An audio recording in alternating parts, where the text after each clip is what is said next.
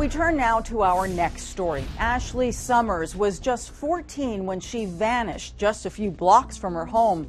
Her desperate family spent years looking for her, and then her mother gets a call to turn on the news. For 6 long years, Jennifer Summers had hoped that her 14-year-old daughter Ashley would one day walk through her door. The kids always said, "Mom, when's Ashley coming home? Where's Ashley at?" And I'd say she'd be home shortly. And when law enforcement in Cleveland captured predator Ariel Castro for abducting 3 local teens in a case that made national headlines, I was kind of waiting for the phone call. Jennifer's hopes to find her daughter get crushed even more. It turned out not to be Ashley. I was kind of mad that it wasn't her there. So where's Ashley Summers? I never thought that that day would lead to this day.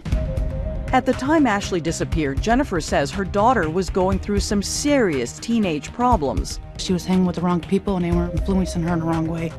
Ashley stopped going to school, got her new boyfriend's name tattooed on her arm, and moved into Jennifer's uncle's house. We believe the last person that saw her was an uncle. He told Jennifer her daughter left his house that day without saying a word. I called my uncle to check on Ashley, and he said that she thought she went home. And so I began to call other relatives, and no one had seen her. All of Ashley's clothes were gone, but oddly, she'd left her phone behind. I froze. I didn't know what to do, so I immediately went to the police station and filed a missing person report. Cleveland cops initially believe Ashley is a teen runaway and backburner her case. But Jennifer says without a doubt her daughter did not leave on her own. I used to drive around day in, day out looking for her. I would talk to her friends, find out where she used to hang out at. We put flyers up everywhere, and nothing. Jennifer even questions Ashley's boyfriend, Gene, the one whose name she had tattooed on her arm. He never seen her from that day either, which was odd. Ashley never contacts a single friend or relative. And then, about a month after her disappearance, Jennifer says she gets a strange call from a private number. I answered it, and there was Ashley on the other line that said, "It's me, Mom, I'm okay, don't worry." Click. Yeah. At that moment, I was 100% sure it was her, but now when I replay it, I'm like, was it really her? Was it really Ashley, or possibly a cruel hoax? By now, both the Cleveland police and the FBI are also wondering what happened to Ashley. It wasn't until Ashley didn't come home that it really became concerning that maybe she wasn't a runaway, or maybe she had run away, but something had happened to her during that time period. But what? And I'll think she's been kidnapped, and I also think about human trafficking, and then I think about the worst.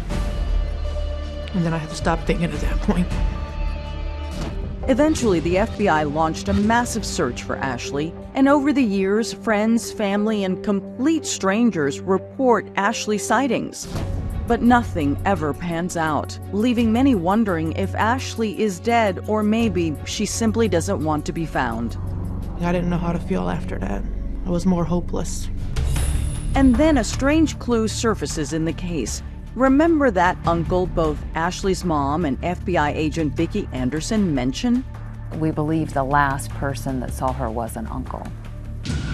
Turns out the last person to see Ashley alive is also a convicted sexual predator.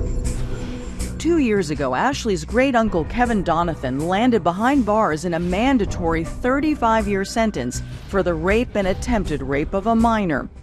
Law enforcement has not been able to establish any connection between him and Ashley's disappearance. Yet another dead end for Jennifer's quest for answers. But neither Jennifer nor the FBI are giving up. The FBI releasing this age-adjusted picture of Ashley, now a young woman, if she is still alive. I just hope to get that phone call that she's coming home. I wonder if it's going to be the day.